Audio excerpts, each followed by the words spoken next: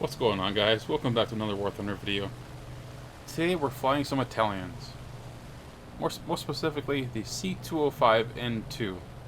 This is a Tier 4 Italian fighter that comes in with a battle rating of 4.7 in RB and 5.0 in arcade. I did all my grinding with this thing in arcade. I put a talisman on it. I liked it so much. I used that along with the G55S, which was a premium vehicle, to grind my Italian tech tree, and it works really well in the arcade. I think the C.205N2 is a better arcade plane than an RB plane. That doesn't mean you can't make it work, but in an RB, you're facing planes well above your weight class. I'm in a full up-tier match here. I'm a 4.7 vehicle in a 5.7 match. There's Doras, there's all kinds of Griffin Spitfires, there's P-47s that get an air spawn. It's ridiculous the kinds of planes that you have to face. You, of course, don't get to spawn in the air.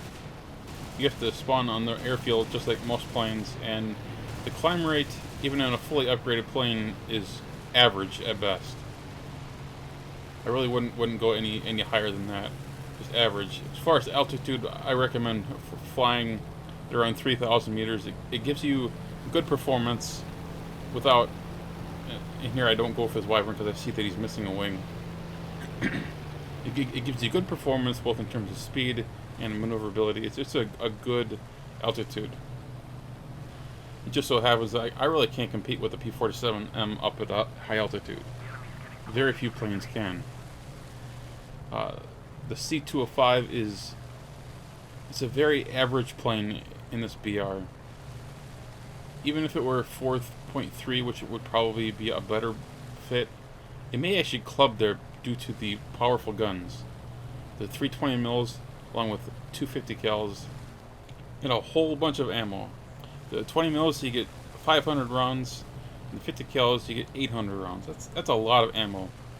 And you're going to need it on some matches, like this one in particular. I used every single cannon round I had available to me. This was a good match, actually. We got some early engagements. Wyvern got his wing clipped off, and I'm just trying to find a fight, but I don't want to go head on with somebody. This is a very good head-on plane, but I find people fully commit more and more these days. It's a very dangerous way to fly. Even if you happen to miss, you'll end up ramming each other, and for what? You know, climbing 5 or 6 minutes and ramming each other, then you're crew locked. I mean, what are you gonna do, right? So the P-47 is going after the 109, and I did offer my assistance. I'm just keeping an eye on the Spitfire behind me to see if he's come after me. This Spitfire, however, has got his eyes right on me, and I can feel him. Got a Narval up high, going bomber hunting. P-47 still climbing. The Ta is just below the Spitfire. He's just not able to get within gun's reach just yet. So we're gonna go after him, and we're gonna get some assistance from the Ta. To just do some evasive maneuvers just to throw off the Spitfire, confuse him a little bit. He misses his shots. I cut my throttle, hoping to get him to overshoot, which he does. The Ta comes in, almost rams. I thought for sure they were going to collide with one another. Spitfire turns. I take aim. I'm just a little bit off with my aim. This plane's flight model is a little bit funky. It doesn't roll perfectly centered, and the Spitfire is going to be far better in maneuverability than this thing. Use some elevator, get a pallet snipe with that last burst. Very nice. I thank the Ta for his assistance. McNasty. Just having someone in the area can be really beneficial to getting someone off your tail, or just getting yourself in the position that you need to be in order to kill the guy. So we jump cut ahead to go for the Spitfire and the Narval. Unfortunately, they were able to get my ally. Take a head-on. Terrible with head-ons anymore. Narval is up next. Spitfire is coming right back on my tail, however, so I gotta be really careful. You see the rudder was really locking up there at speeds, so I wasn't able to get my nose down and get a shot on that narwhal.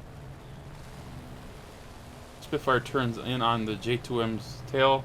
I turn in on the Spitfire, and then a crazy turn of events. The narwhal kills the J2M with a bomb with a delay.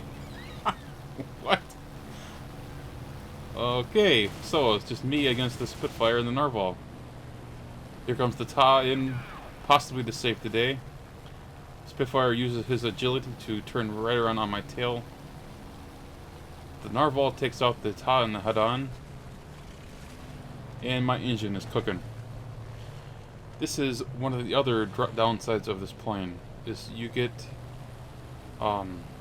you have serious engine overheating problems with this thing. Nope, I'm not going to take your head-on, sir, but thank you for the offer. An A6M5, yes, we got every nation in the game, in this game, I swear. A6M5 comes in to help me. He basically plays bait. I pitch up to go for the narwhal, get some shots on his tail, get a couple on his wing. Come on. Thank God this guy's almost stalled out. While I'm dealing with the narwhal, the Spitfires managed to get on my 6 somehow. He got behind the A6M and me. Okay, hold on, A6M. I'm coming, buddy. Combat flaps. Come on, buddy. Come on, dodge the Spitfire. And I said dodge the Spitfire. That's why they just don't listen. Spitfire wants to turn. I will gladly take that. The Spitfire, you know, you gotta admit, he tried, but he didn't play that quite correctly. He got a little overzealous. We had been energy fighting for 2 or 3 minutes there, and in all the energy fighting, the Spitfire managed to bleed a lot of speed, a lot of energy. This is something that you realize when you play the Spitfire. As good of a plane as it is, it does lose a lot of energy in the turn. And if you don't get that back by climbing, you're just setting yourself up for failure. Now we finally got the P-47M that we saw up high much earlier in the match, and he's run out of allies except for a bomber, just him and a poor bomber. So he's getting a little aggressive. I, on the other hand, am desperate, but for a whole nother reason. My engine cannot stay up for very much longer. We took some damage from the Spitfire, and I have been overheating this thing for half the match. This guy wants me dead, so we're going to make it difficult for him. He comes in for his boom and zoom. I go up, forcing him to go underneath me. I come down right on top of him and open fire. I unleash everything that I've got. First rounds miss completely. Last burst, however, does hit him, and I thought it took out his right wing. Most specifically, just the tip of his wing. I thought that the plane started to list to the right because it wasn't able to get any lift underneath that right wing because I got the tip of his wing. At least that's what I thought. I even asked the guy in chat, did I get the tip of your wing or what happened there? Unfortunately, he never responds. The only response that I got was from an ally and he said that I got his aileron. Focke-Wulf ends up taking the kill. So I end up going in for a landing and calling in an Avenger award, which lit up the last remaining player, which was a bomber. Now, as you can imagine, my curiosity got the better of me. I was curious to see what happened to that P-47. How did I not get my 5th kill? So here's the replay file from the P-47's perspective. He comes in for his dive. I go up and try to evade his shots, just like I talked about in my own video. Then he boom and zooms away, and then the rounds start coming in. And look, I do get his wing. It wasn't just his aileron; that was his whole right wing.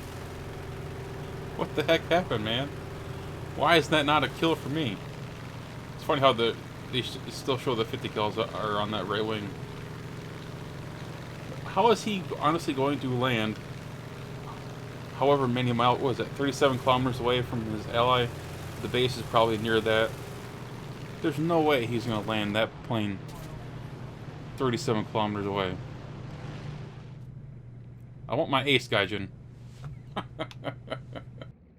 There were two planes now that I think about it. Two planes that died without a wing. First of all, there was that Wyvern earlier on in the match that flew on for a while without a wing. And then there was that P-47 that went on without a wing. Like,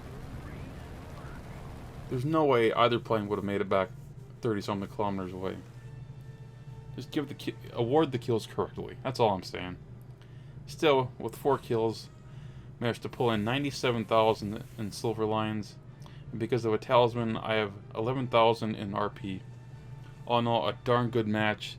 Basically an ace match. I'm gonna call it an ace match because I thought I deserved it. What do you guys think? Let me know in the comments section below. If y'all enjoyed this video, hit that thumbs up button. And of course, if you're new to the channel, please subscribe. Take care, guys.